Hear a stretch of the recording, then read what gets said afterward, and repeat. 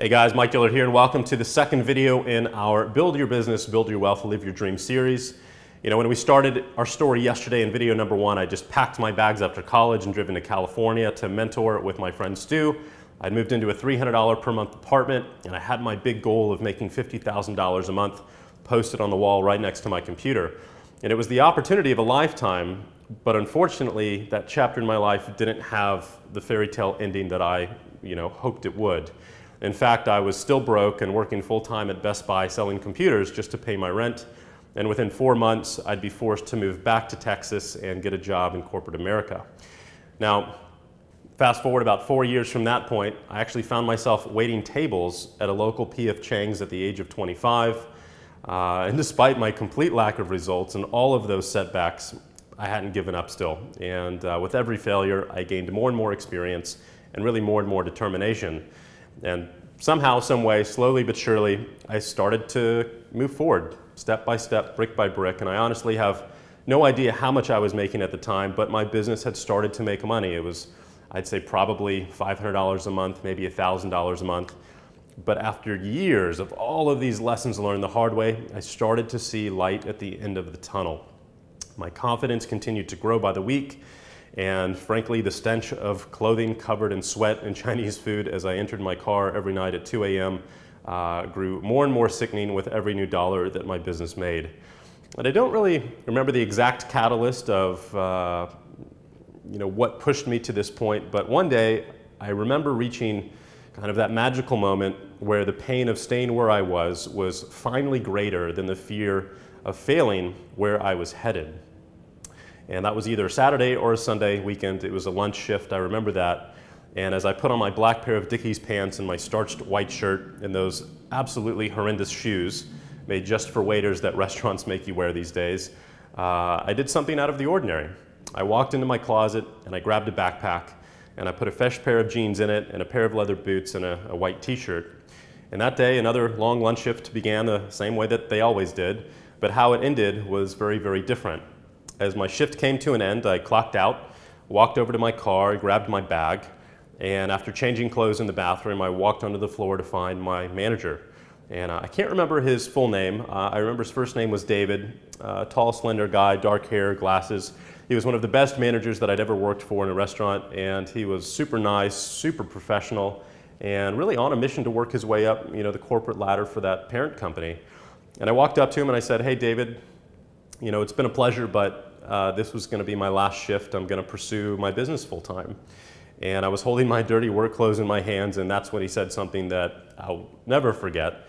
And he said, "I understand, Mike, but you should hold on to these in case things don't work out. That home business stuff that you've told me about is, a dream for a lot of people, and I'll bet you'll be back here within a couple of weeks." And I said back to him, "Actually, no, I'll never be here again." And I took my uniform and I placed it into the trash can. I pointed over to a table on the patio and I said, "I'm going to go have lunch here today as a customer, and I'll start with a cold beer, please." And that was obviously the best tasting beer I'd ever had in my life. I sat there for a few hours saying goodbye to the rest of the staff and answering all of their questions about my plans, and I'm sure some of them thought I was absolutely nuts and some crazy dreamer, but that's fine. Not everybody is really cut from a cloth to be a risk taker and an entrepreneur. So the conclusion to the story is interesting. It turns out David was right. I did come back, but it was not to work for him. It was actually in a brand new Aston Martin and to have dinner. So within 18 months, after 5 or 6 years of setbacks, I finally made that transition, and I went from waiting tables to reaching not only my lifetime goal of making $50,000 in a month, but that business would go on to make over $6 million in a year, and since then it's gone on to make over $25 million. So what happened during that 18-month period that allowed me to achieve those massive results after so many years of failure? Well, in the beginning, I was looking for a magic system or a ground floor opportunity that would make me money. I thought it was the opportunity or the product or the marketing system that would bring me the results that I wanted. And in short, I was looking outside of myself for success. I wanted to find a way to get rich that would cater to my weaknesses so that I wouldn't have to do the work that I really needed to do in order to become the person I needed to be that was capable of getting those results. So what I realized during this period changed everything for me. And what I'm about to share with you is really the one and only way out there, period, to achieve the success that you want in your business or in any aspect of your life. And what it comes down to is this. The amount of money that you make today is a direct reflection of something I call your PVL, or personal value level.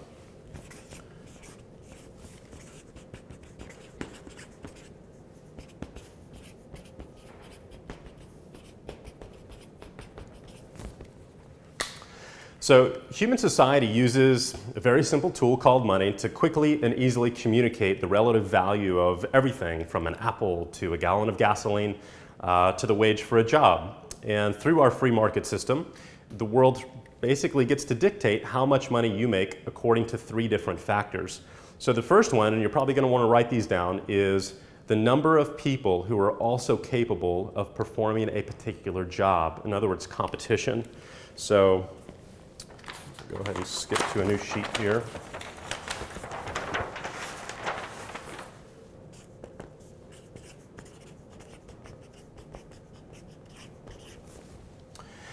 The second factor is the amount of specialized skills or education that you would need to perform that job, or really your level of expertise or education. So I'm going to put expertise. And the third one is the amount of people around the world that your work is going to benefit or impact. And so for that, we're going to call that leverage.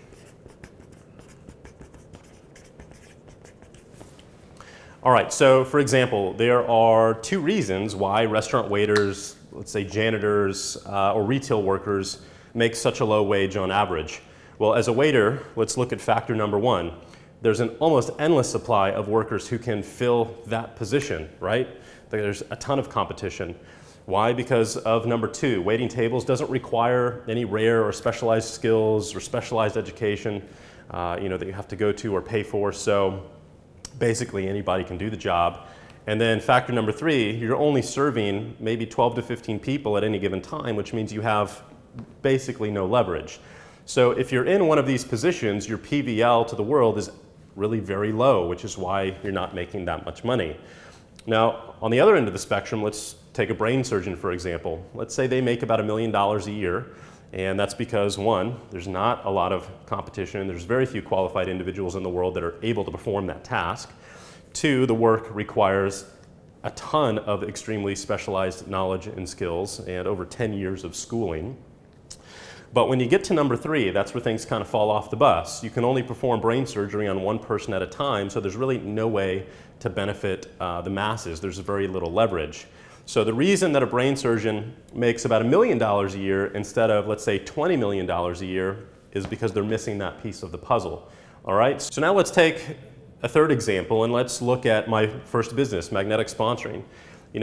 Factor number one, competition. Are there many people who can write a book based on years of personal experience out there on any subject matter? Well, no, not really. There's only, in my world, a few thousand people, I would say, in the United States who have successfully sold more than $50 million in products, online from their business. So very little competition. Does online marketing require specialized skills? Obviously, yes. And these skills are not taught in school. You can't really go to college for them. They can only be learned by those who proactively seek out, training like this that you're consuming today. So that's definitely in my favor. And then number three, leverage. Does that business model provide me with the ability to impact the masses?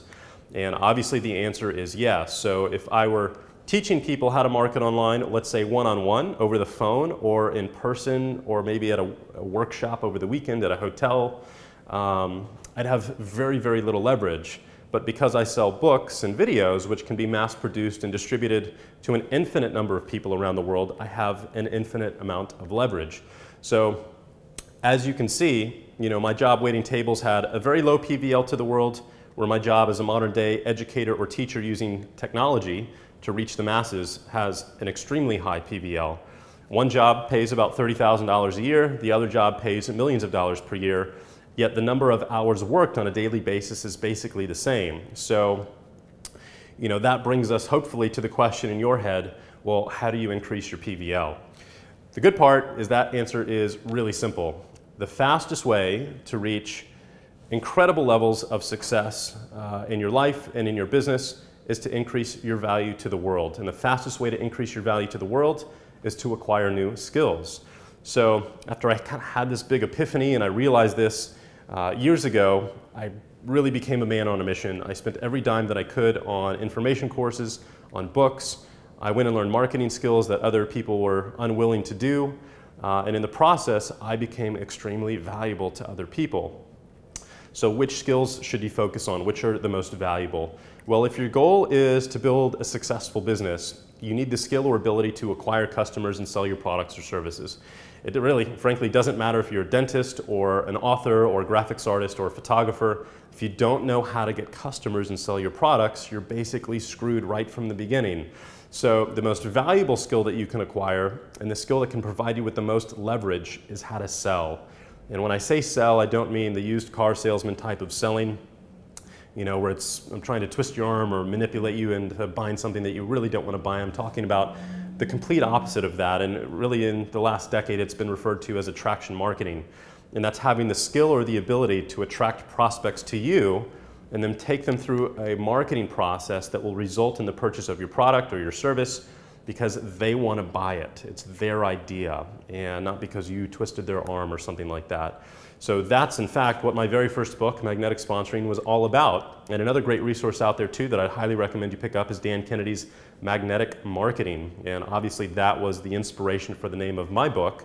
And Dan's a mentor of mine and an absolute genius when it comes to this stuff, so definitely read that. Now at the end of the day, here's the lesson that I want you to take away from this. If you want to make more money, you've got to make yourself more valuable to the world. The fastest way to do that is to acquire new skills by investing in yourself and your education. And personally, I spend over $100,000 per year on books, courses, conferences, mastermind groups, and events just to maintain a high level of value to my customers and to my viewers like you guys. So it's funny, without exception, the most successful entrepreneurs that I've ever seen or hung out with or studied under, the ones with the biggest bank accounts and the biggest businesses also happen to have the biggest personal libraries. And they don't stop learning when they reach their goal. They do the exact opposite, just like I did. They start to spend more and more and more on their education to just keep moving their level of value to the world higher and higher. And this realization was the turning point in my career, and it will absolutely be the turning point in your career as well. So I hope this made sense for you. I hope you found some value in it. And that's going to really bring us on to part number 3, which is another one of the most common questions that I get, which is, Mike, what kind of business should I start? Should I get into affiliate marketing or internet marketing or network marketing or maybe even open a retail store? Well, stay tuned because I'm actually going to give you the answer, and I'm going to walk you through the exact same process that I've used to choose what kind of businesses I should start, which model I should use for those businesses, and it's a pretty cool process that I can't wait to take you through. So once again, thanks for your time. Make sure you subscribe to my channel, connect with me via social media, and obviously please feel free to share this video with your colleagues if you enjoyed it, and I'll see you tomorrow for part number 3.